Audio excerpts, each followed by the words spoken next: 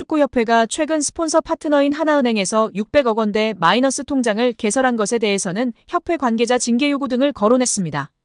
유 장관은 원래 문체부 승인을 받아야 하는데 그렇게 안 한 것 자체가 위반이라며 절차상 문제 등을 따져 관계자 징계를 요구하고 다른 조치도 할 수 있는지 검토하고 있다고 밝혔습니다.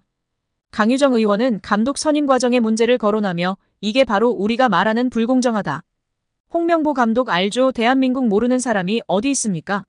하지만 제가 처음 말했다시피 이거 인사입니다. 자, 그럼 다시 한번 묻겠습니다. 회장님, 사회적 물의를 일으켰다고 생각하십니까? 정몽규 회장은 국민들에게 염려를 이렇게 끼치고 피로감을 들여서 상당히 송구스럽게 생각합니다. 라고 발언했습니다. 이어 강유정 의원이 이어갔습니다. 내 사회적 물의를 일으켰다고 인정했습니다. 축구협회 정관 제29조 임원의 결격 사유가 있습니다. 자, 이제 문체부 장관에게 묻겠습니다. 축구협회 임원 문제에 있어서 지금 회장이 본인 스스로 증인으로 출석해서 사회적 물의를 빚었다라고 얘기를 했는데요. 이 부분에 대해서도 문체부가 축구협회를 감사하고 감사 결과에 따라 회장의 자격 정지를 요구하고 임원 자격이 정지되면 사연임에 도전할 수 없는 규정이 있습니다.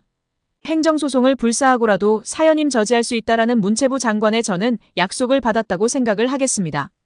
지난 24일 대한축구협회를 상대로 현안 질의에 나선 야당 초선 국회의원의 질의에 축구팬들이 열광하고 있습니다. 정몽규 대한축구협회장 등 체육계 인사들을 상대로 논리적으로 조목조목 질의를 하며 답변을 이끌어낸 이는 강유정 더불어민주당 의원입니다.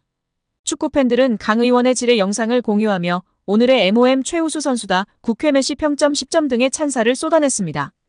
이날의 하이라이트로 꼽힌 장면은 정 회장으로부터 사회적 물의를 일으켰다는 취지의 답변을 이끌어낸 뒤 이를 축구협회 정관상 임원 결격 사유로 연결짓는 부분입니다. 그 결과 유인촌 문화체육관광부 장관으로부터 정 회장의 사연임 저지를 약속받기도 했습니다. 해당 질의 장면을 두고 축구팬들은 빌드업에서 시작해 전방 압박을 하더니 상대방 자책골까지 유도해버렸다며 축구에 비유해 칭찬을 쏟아냈습니다. 한국 축구에는 강유정이 있다는 우스갯소리까지 나왔습니다. 그러나 이 질의는 사전에 치밀하게 준비된 내용은 아니었다고 하는데요.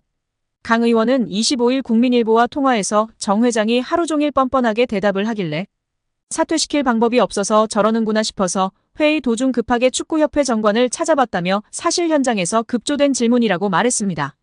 강 의원은 전날 현안 질의와 관련해 그동안 대중들이 얼마나 화가 나 있는지 축구협회가 전혀 모르고 있다는 점이 여실히 드러났다며 축구협회가 말 그대로 사유화됐다는 것을 많은 분들께서 확인하셨을 것 같다고 평가했습니다. 김 의원은 협회의 투명하고 공정한 절차를 통한 납득할 만한 해명과 조치가 이뤄지지 않을 경우 올해 국정감사 시 관계자들을 증인으로 출석시켜 사실관계를 철저히 따져 물을 것이라고 강조했습니다. 또 축구협회에 투입되는 300억 원 규모의 예산도 손질할 수 있다고 경고했다. 김 의원은 상당히 적절한 조치가 취해지지 않을 경우 페널티를 줄 수 있는 여러 방안을 찾아볼 생각이라고 말하며 축구팬들의 공감과 지지를 받고 있습니다. 유인촌 문화체육관광부 장관은 축구 국가대표팀 감독을 새로 선발할 경우 홍명보 감독도 다시 지원해서 공정한 절차를 밟아야 한다고 밝혔습니다. 유인촌 문체부 장관은 오늘 27일 KBS 일요진단 라이브에 출연해 홍명보 감독도 여러 가지 본인이 억울한 점이 있거나 문제가 있다고 생각하면 면접도 다시 하고 또 그 외에 다른 경쟁자와 함께 과정을 제대로 거쳐서 선임되는 게 맞다고 말했습니다. 유인촌 장관은 또 최근 국가대표팀의 좋은 성적이 감독 선임 문제에 영향을 주지는 않을 것이라며 정상적인 과정을 거쳐 다시 태어나는 것이 좋을 것이라고 덧붙였습니다. 정몽규 대한축구협회 회장의 사선에 대해서는 부정적인 입장이라며 정 회장이 생각을 정리하고 어떤 결정을 할 때까지 저는 기다려주는 게 맞다고 생각한다고 말했습니다. 다만 문체부나 대한체육회나 축구협회 인사에 개입하지는 않는다며 이런 스포츠의 자율성이 침해될 경우 국제기구들이 월드컵이나 올림픽 출전을 금지시킬 수 있다고 설명했습니다. 제22대 국회 정기 국정감사는 일단 마무리됐습니다. 대한축구협회 정몽규 회장은 지난달 국회 문화체육관광위원회의 현안 질의에 참석한 데 이어 24일 국감 종합감사에도 증인으로 출석해 여야 의원들의 날 선질의 공세에 시달렸습니다. 현안 질의 때는 질문 요지를 벗어난 엉성한 답변으로 일관해 크게 질타받았지만 국감에선 비교적 명확한 입장과 정리된 견해를 밝히는 등 조금 다른 모습을 보여 눈길을 끌었습니다. 그런데 아직 끝이 아닌데요. KFA에 대한 문화체육관광부 차원의 감사 최종 결과 발표가 기다리고 있습니다. 정확한 발표 일정은 잡히지 않았으나 애초 예정됐던 이달 30일은 지금으로선 어려워 보입니다. 유인촌 문체부 장관은 국감 당시 감사 결과 발표가 조금 미뤄질 수 있다고 밝혔습니다. 홍명보 국가대표팀 감독 선임 과정에서 불거진 공정성 논란이 한창 들끓던 7월 기초조사를 거쳐 실지 감사를 진행한 문체부는 감독 선임에 대한 조사 결과만 중간 발표 형태로 공개했습니다.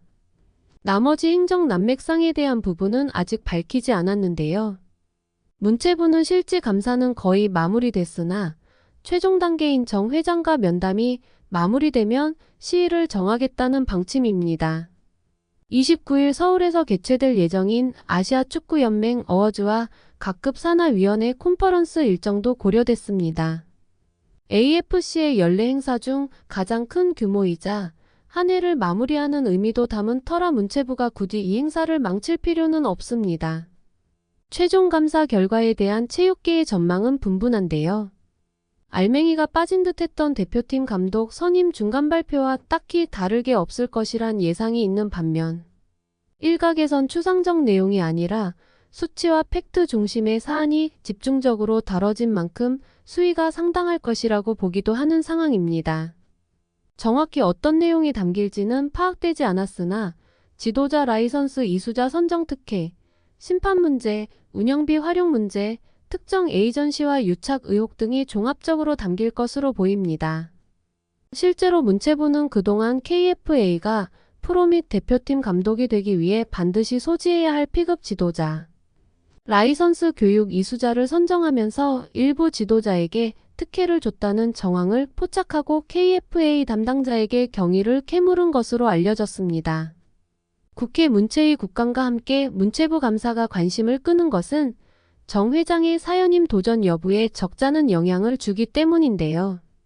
대한체육회 스포츠공정위원회 심의를 통과해야만 내년 1월 KFA 차기 회장 선거에 후보로 등록할 수 있으나 우선 당면한 감사에서 뚜렷한 하자가 없어야 정 회장은 연임의 당위성을 호소할 수 있습니다.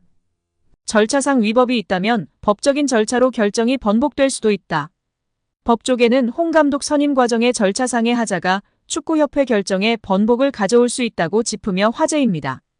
익명을 요구한 변호사는 절차상의 위법이 있다면 법적인 절차로 결정이 번복될 수도 있다면서 다만 축구협회는 사단법인이기 때문에 민사소송을 거쳐야 한다.